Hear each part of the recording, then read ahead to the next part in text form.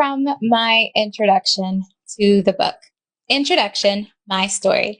How many times have you wished you could skip to the end?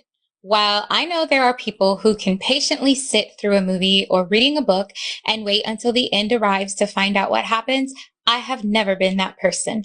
In fact, I remember reading countless novels growing up and skipping to read the last chapter just so I could know how the story ended and if the book was even worth continuing.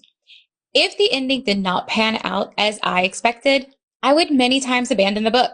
If I determined the end of the book was worth the agonizing details, then I would resume back at the chapter where I was when impatience took over, and I would continue through the proper progression of the story.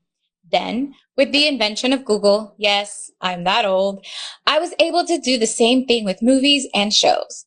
I could Google the synopsis and then continue with the details. I had zero patience for waiting to see how the story progressed or ended. Unfortunately, this impatience did not apply just to novels and entertainment. This impatience ruled my personal life, making it seemingly impossible to wait to find out how things would play out in my life.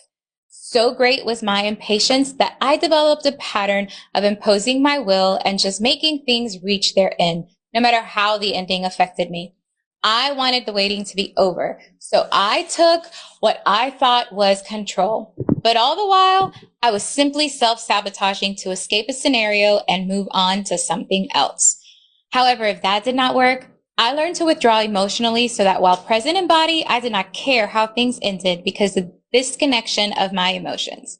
Once again, I was self-sabotaging simply because I was too impatient to wait for life to take its course. The reality is, I was too impatient to wait on God.